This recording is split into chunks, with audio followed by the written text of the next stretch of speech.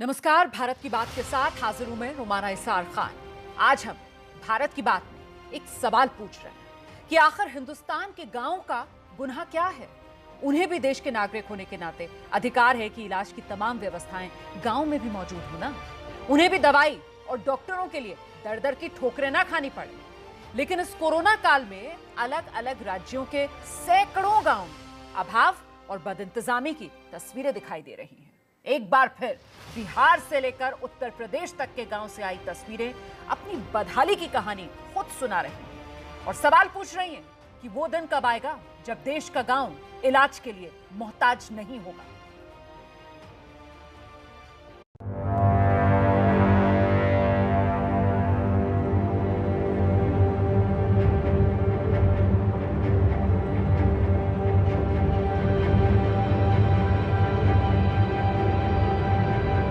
आप देख रहे हैं इसमें डॉक्टर साहब बैठते थे, इनका ये निवास स्थान था कि अब कोई भी नहीं रहा, अब ये भूत निवास हो गया। समय में स्थिति खराब रही, जब हमको जानकारी मिला तो हम तो सबसे पहला काम कर सकते कि एएनएम भेज दिए। अब धीरे धीरे नहीं, अब उसके बाद कोविड आ गया है। सभी जगहों पर देखे किसी भी पंचायत में कोई भी केंद्र संचालित नहीं है, न दवा है न डॉक्टर है।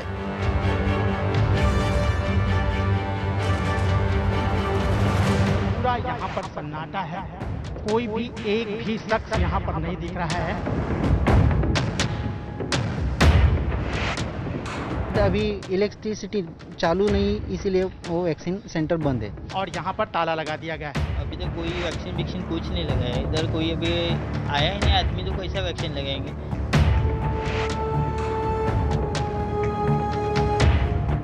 ऐसी ही है आजकल हिंदुस्तान के गांव की तस्वीर, जहां रौनक का नामो निशान नहीं है और दिन के उजाले में एक खौफ का सन्नाटा पसरा हुआ दिखाई देता है। जब गांव में 60 दिन के भीतर 60 अर्थियां उड़ गई हों, तो दहशत की कल्पना नहीं की जा सकती।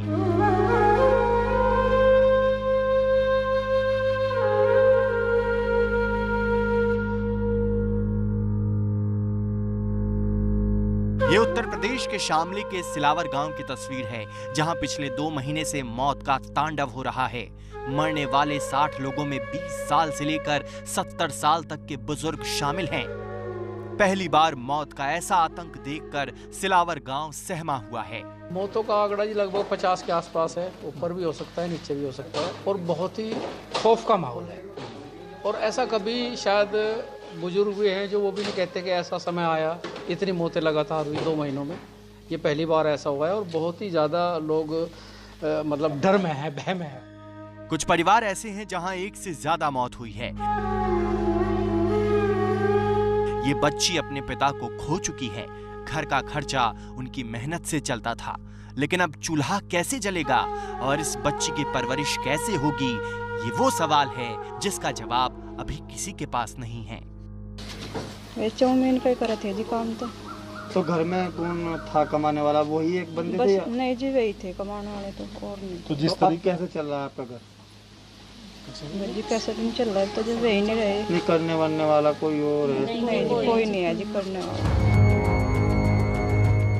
ग्रेटर नोएडा के जलालपुर गांव की ये तस्वीर इसलिए दिखानी पड़ रही है क्योंकि इस गांव में 22 दिन के भीतर 25 लोगों की जान चली गई। गांव में रहने वाले अतर सिंह का तो परिवार ही उजड़ गया। 9 मई को 2 सगे भाइयों की मौत हो गई। बेटों की मौत के बाद पिता बीमार पड़े। शनिवार को पिता ने भी दम तोड़ दिया। 28 अप्रैल से ग्रेटर नोएडा के जलालपुर गांव में मौत का कोहराम मचा है। गांव के लोगों की मांग है कि सरकार वैक्सीनेशन की व्यवस्था गांव में ही करे, क्योंकि लोग फोन का इस्तेमाल करके रजिस्ट्रेशन नहीं कर पा रहे हैं। पिछले 22 दिनों में गांव में आज 25वीं मौत जो कोरोना महामारी के द्वारा हुई है।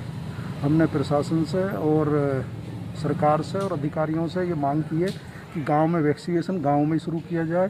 गांव के लोग स्लॉट बुक नहीं कर पा रहे हैं और ना ही गांव के लोग अपने एंड्रॉयड फ़ोनों को उसमें कोरोना के लिए जो एप्लीकेशन है उसको फिलअप कर पा रहे हैं। इसलिए हर गांव का वैक्सीनेशन गांव में ही हो।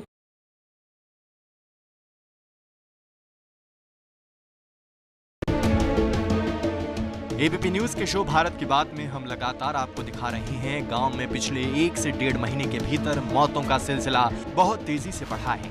कई गांवों में तो मरने वालों का आंकड़ा 1 महीने में 100 से ज्यादा था। पड़ताल में गांव वालों ने कहा कि न तो टेस्ट हुआ और न ही इलाज मिला, जबकि देश के प्रधानमंत्री नरेंद्र मोदी कहते हैं कि कोरोना से जंग तभी जीती जा सकती है जब उपचार वहीं मिले जहां बीमार है। और अब मंत्र हमारा क्या होगा? हर व्यवस्था के लिए, हर इकाई के लिए नया मंत्र यही है, जहां बीमार वहीं उपचार। लेकिन देश के गांव में बीमार को उपचार मिलता क्यों नहीं, इस सवाल का जवाब देने वाली तस्वीर बिहार के मधुबनी से आई है। आप बहुत कोशिश करने पर भी अंदाजा नहीं लगा पाएंगे कि भूत बंगला बन चुकी इमारत अस्पताल हुआ करती थी, जो कागजों में तो अब भी जिंदा है लेकिन वास्तविकता में बहुत पहले मर चुकी है। ये इमारत अगर बोल सकती तो कहती कि मुझे तो मरीज के इलाज के लिए बनाया गया था, फिर बीमार सिस्टम की जीती जागती गवाही बनाकर क्यों छोड़ दिया गया। ये इमारत बता रही है कि इस छत की तरह पूरी व्यवस्था में बस छेद ही छेद हैं। मधुबनी जिले की सकरी ग्राम पंचायत के लिए जब यह अस्पताल बनाया गया था तो देखिए यहाँ कितने पुख्ता इंतजाम थे। मरीजों के बैठने के लिए कुर्सी है, अस्पताल के अंदर मेडिकल उपकरण भी मौजूद हैं। मरीज के लिए रखे गए इस बेड को देखकर दिल से आह निकलती है और जनता के पैसों से खरीदे गए सामान को धूल खाते देखकर गुस्सा आता है। दवाइयों के पर्चे से लेकर दीवार पर लिखी इबारतों तक यहाँ इस बात के तमाम सबूत मौजूद हैं कि गांव वालों को वक्त पर इलाज मिल सके, इसके लिए पूरी व्यवस्था की गई थी। मधुबनी जिले के बाद ये जिले का दूसरा सबसे बड़ा अस्पताल होता था, लेकिन अब सिर्फ 15 अगस्त और 26 जनवरी के दिन यहाँ झंडा फहराकर देश को ये बताया जाता है कि हाँ, यहाँ भी एक अस्पताल है। ये खंडर है, कागज पे है, सिर्फ ये कागज पे जिंदा है, वैसे मर चुका है। ये हॉस्पिटल में डॉक्टर का यानी नाम है, नर्स का भी नाम है, सफाई कर्मी भी यहाँ है, मगर यहाँ आते नहीं, प्रेजेंट नहीं रहते हैं। आते हैं सप्ताह में, महीना में एक बार आते, बस हो गया।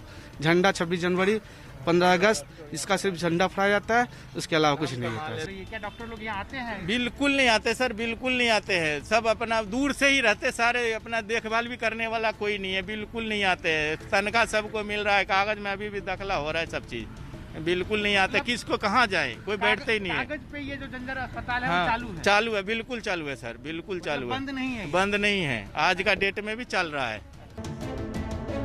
इलाज के लिए सकरी के स्थानीय लोगों को या तो 15 किलोमीटर दूर मधुबनी जाना पड़ता है या फिर 28 किलोमीटर दूर दरभंगा।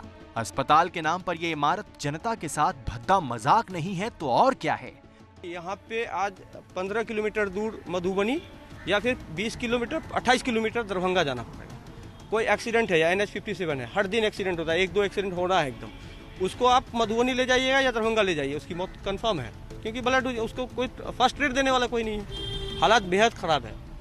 12 से 15 लाख लोगों की आबादी से प्रभावित है, जो अब सिर्फ और सिर्फ या तो झोला छाप डॉक्टरों के चक्कर में पड़े हुए हैं या फिर बड़े बड़े अस्पतालों के चक्कर में जा रहे हैं। पैसा नहीं है लोगों के पास, कहाँ से जाएगा बड़े अस्पताल में, तो आराम से घर पे मर रहे हैं लोग, कब्रिस्तान और शमशान पहुंचा रहे हैं उसको। हालात ये हैं कि संसाधन और सुविधाओं से लैस अस्पताल का ये हाल क्यों हुआ, इसका जवाब देने वाला भी कोई नहीं है। Jaynagar Covid centre, Jaynagar Covid centre. साल 2005 में नेशनल रूरल हेल्थ मिशन यानी राष्ट्रीय ग्रामीण स्वास्थ्य मिशन की शुरुआत की गई थी। इसका मकसद देश के ग्रामीण इलाकों में सस्ती, प्रभावी और भरोसेमंद स्वास्थ्य सुविधाएं मुहैया करवाना था। लेकिन 16 साल बाद भी मौजूदा हकीकत यही है कि देश के गांवों में न तो पर्याप्त मेडिकल स्टाफ है और न ही स्वास्थ्य सुविधाएं। आंकड़ों में गांव का हेल्थ सिस्टम कहां खड़ा है, ये जानने से पहले देखिए कि गांव में इलाज की व्यवस्था काम कैसे करती है। देश के सुदूर गांव तक इलाज पहुंचाने के लिए एक नेटवर्क बनाया गया है, जिसमें सबसे पहले पायदान या निचले स्तर पर हेल्थ सब सेंटर होता है। उसके बाद दूसरे नंबर पर प्राथमिक स्वास्थ्य केंद्र होते हैं और सबसे ऊपर होता है सामुदायिक स्वास्थ्य केंद्र। लेकिन सच्चाई ये है कि देश भर में जितने स्वास्थ्य केंद्र हर स्तर पर होने चाहिए थे, उनमें साल दर साल फासला बढ़ता चला गया। साल 2010 में देश के गांव में 7.38% यानी 11,723 सब सेंटरों की कमी थी, जो साल 2019 में बढ़कर 17% यानी 32,354 हो गई। कम्युनिटी हेल्थ सेंटर के मामले में भी कोई सुधार नहीं हुआ। गांव वालों के लिए कम्युनिटी हेल्थ सेंटर में सर्जन से लेकर तमाम मेडिकल इंतजाम होते हैं, लेकिन साल 2010 में देश में 30% कम्युनिटी स्वास्थ्य केंद्र की कमी थी, जो 9 साल बाद 2019 में बढ़कर 31.21% हो चुकी है। लेकिन उससे भी ज्यादा चिंता की बात यह है कि एक तो पहले गांव में इलाज की व्यवस्थाएं नाकाफी हैं, उसके ऊपर जो सब सेंटर और प्राथमिक स्वास्थ्य केंद्र मौजूद हैं, उनमें से ज्यादातर सिर्फ नाम के लिए हैं। और इसी बात की गवाही दे रही है बिहार के दरभंगा के टेहरामपुर सब सेंटर की ये तस्वीर। आंगन में गाय बंधी हुई है और अंदर के हिस्से में जानवरों के लिए चारा भरा हुआ है। ये देश की जनता का दुर्भाग्य ही कहेंगे कि जो जगह इंसान के इलाज के लिए बनी थी, वो तबेला बन चुकी है।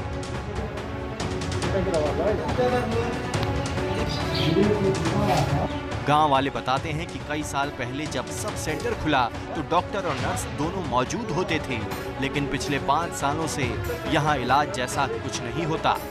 बंद भेला भे गेल होते कई साल, 5-7 साल से कम नहीं भेले बंद भेला। हमरा सबके ऑपरेशन कराला 20 साल 25 साल हो गेल, बेटा जुबान जवान भे गेल। ओइ समय में खुलल छले? हाँ खुलल रहे। 4-5 साल से दवाइयो बटाइत रहले। हम सब आबे तले पूजा करे तो ले जाए तो ले धिया पुता के दवाई। इस सब सेंटर से जुड़ा एक पुस्तकालय भी था, लेकिन अब सब कुछ खंडहर में बदल चुका है। समाज सेवी मुकुंद चौधरी बिहार सरकार से इस सब सेंटर को दुरुस्त करने की मांग कर रहे हैं। हम बिहार सरकार से आग्रह करते हैं इस कोरोना महामारी में इसको त्वरित चालू करें, जिससे अगल बगल के गांव सहित पंचायत का आदमी यहाँ पे स्वास्थ्य सुविधा का लाभ ले सके और लाइब्रेरी में इसको भुस्सा खाली करवा के लाइब्रेरी का निर्माण कराया जाए, किताब दिया जाए, जिससे बच्चे की भविष्य उज्जवल हो। दरभंगा के गांव से आई सब सेंटर की तस्वीर देश के खस्ताहाल हेल्थ सिस्टम की खामियों को समझा रही है। देश के गांव में 26% हेल्थ सब सेंटर ऐसे हैं जहां बिजली नहीं आती है। 19% सब सेंटर ऐसे हैं जहां नियमित रूप से पानी की सप्लाई नहीं होती। 11% से ज्यादा सब सेंटर ऐसे हैं जहां हर मौसम में सड़क के रास्ते पहुंचा नहीं जा सकता है। सब सेंटर से अच्छे कहे जाने वाले प्राथमिक स्वास्थ्य केंद्र का हाल भी जान लीजिए। 8% प्राथमिक स्वास्थ्य केंद्र में नियमित पानी नहीं आता। 43% पीएचसी में टेलीफोन का इंतजाम नहीं है।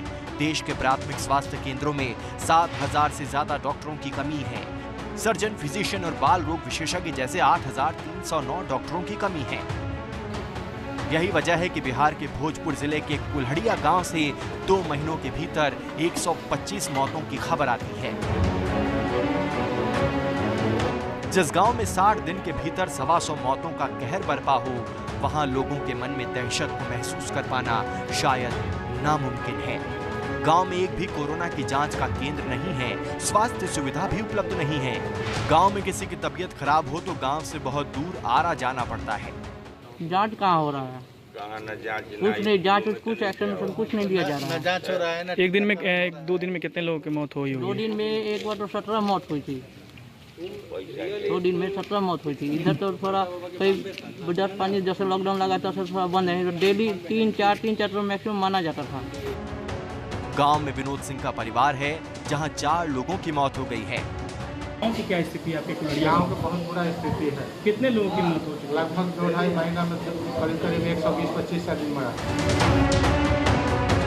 बिहार के बाद आपको महाराष्ट्र ले चलते हैं।